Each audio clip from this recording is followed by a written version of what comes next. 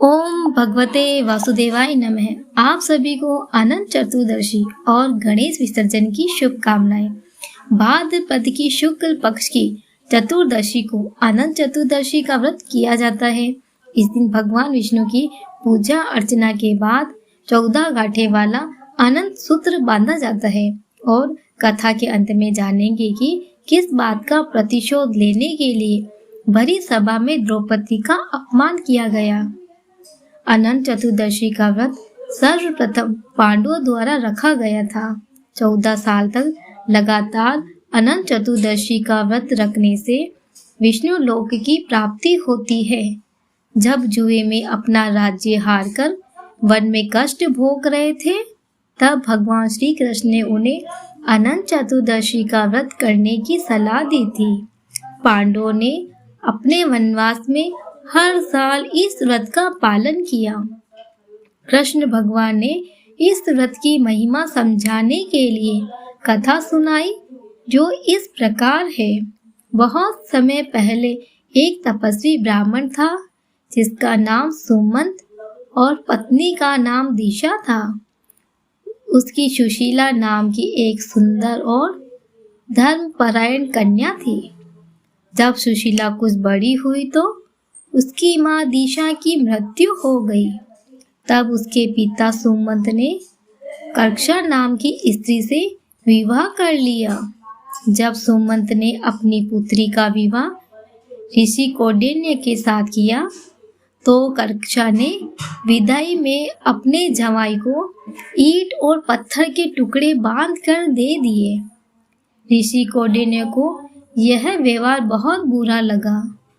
वे दुखी मन के साथ सुशीला को विदा कराकर अपने साथ लेकर चल दिया।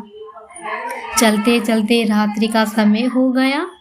तब सुशीला ने देखा कि संध्या के समय नदी के तट पर सुंदर वस्त्र धारण करके स्त्रियां किसी देवता का पूजन कर रही है। सुशीला ने जिज्ञावश उनसे पूछा, तो उन्होंने अनंत व्रत की महिमा सुनाई। तब सुशीला ने यह व्रत किया और पूजा करके 14 घाटों वाला डोरा हाथ में बांधकर ऋषि कौंडिन्य के पास आकर सारी बात बताई। ऋषि ने उस धागे को तोड़कर अग्नि में डाल दिया। इससे भगवान अनंत का अपमान हुआ। परिणाम स्वरूप ऋषि कौंडिन्य दुखी रहने लगे।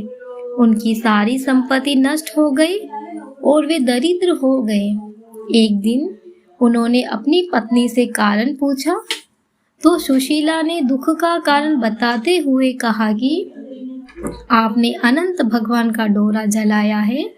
इसके बाद ऋषि कौंडिन्य को बहुत पश्चाताप हुआ। वे अनंत डोरे को प्राप्त करने के लिए वन चले गए।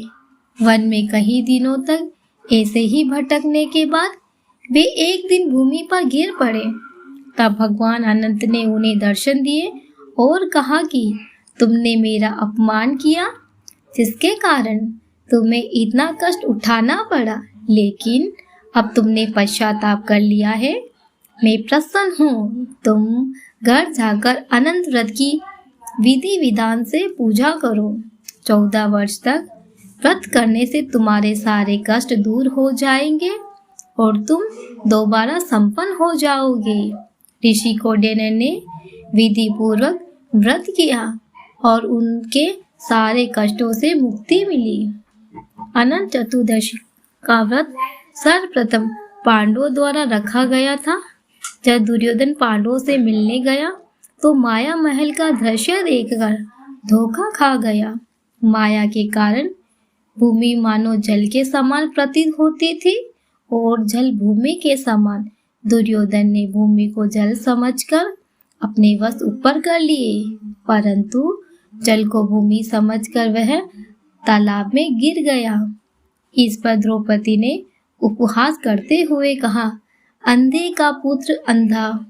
इसी बात का प्रतिशोध लेने के लिए दुर्योधन ने अपने मामा शकुनी के साथ मिलकर षड्यंत्र रचा और पांडवों को जुए में पराजित करके भरी सभा में द्रौपदी का अपमान किया। हमें इस कथा से यह शिक्षा मिलती है कि हमें कभी भी किसी का अपमान नहीं करना चाहिए। कथा आदि हो तो पूरी करना, पूरी हो तो मान करना। और आपको मेरा ये कथा पसंद आई हो तो प्लीज़ इस वीडियो को लाइक शेयर सब्सक्राइब करना। धन्यवाद।